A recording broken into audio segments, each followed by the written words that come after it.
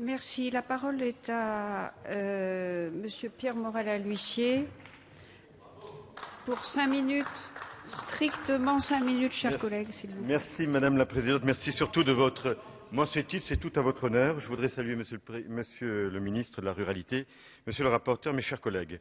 Élu d'une zone rurale ô combien symbolique, la Lozère, je ne peux que me féliciter de l'organisation d'une discussion sur l'avenir de la ruralité.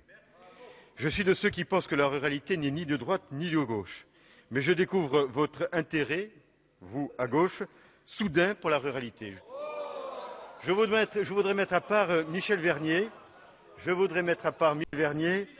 qui préside la commission affaires rurales à l'AMF et dont je suis le co-rapporteur.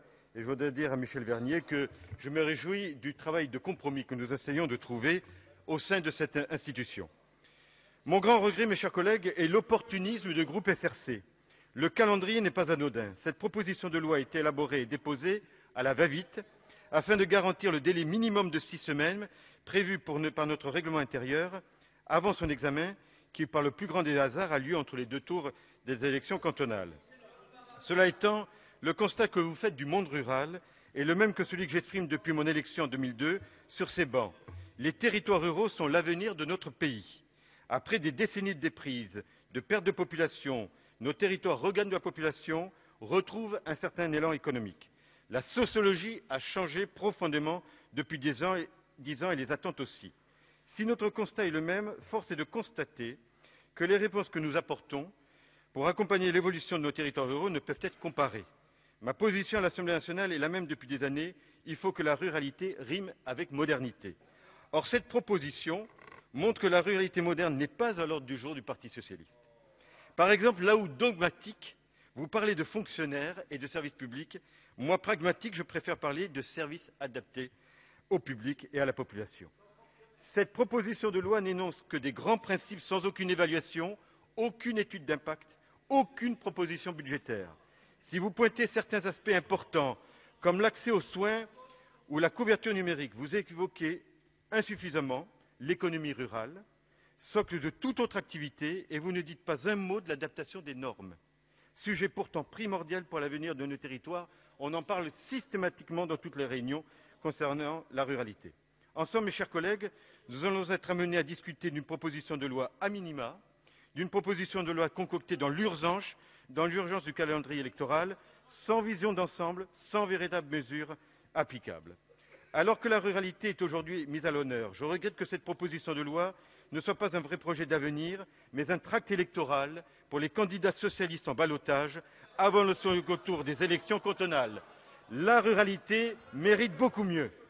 Avant de vous lancer dans cette aventure, vous auriez pu partir de l'évaluation d'une grande loi faite par notre majorité en 2005, 74 articles dans la DTR, 240 articles au bout d'un an de débat.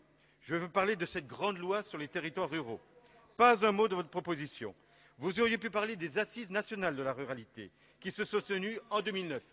Vous auriez pu parler de l'action de Michel Mercier et du SIAD de mai 2010, celle de Bruno Le Maire, ministre de la Ruralité. Pas un mot.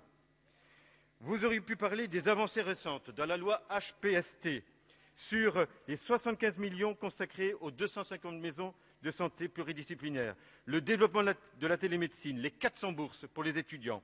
Pas un mot. Vous auriez pu parler de l'accès aux nouvelles technologies et notamment des 2 milliards d'euros du grand emprunt. Pas un mot.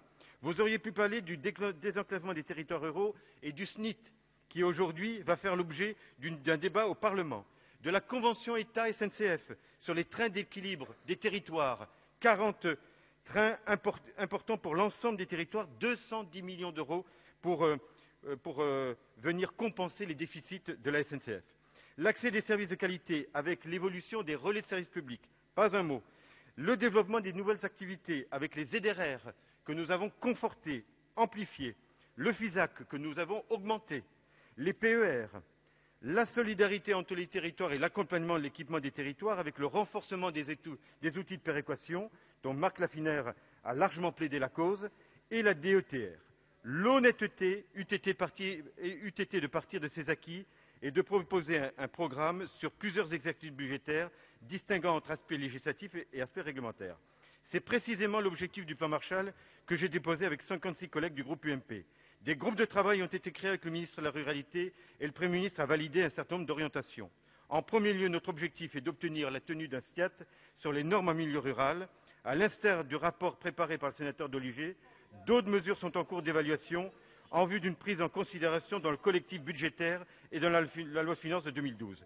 Michel Vernier, vous avez eu l'occasion de dire que le bouclier rural était un clin d'œil. Le plan Marshall est la réponse à ce clin d'œil. Le 13 avril 2011, le groupe UMP à l'Assemblée nationale organise une rencontre sur la ruralité.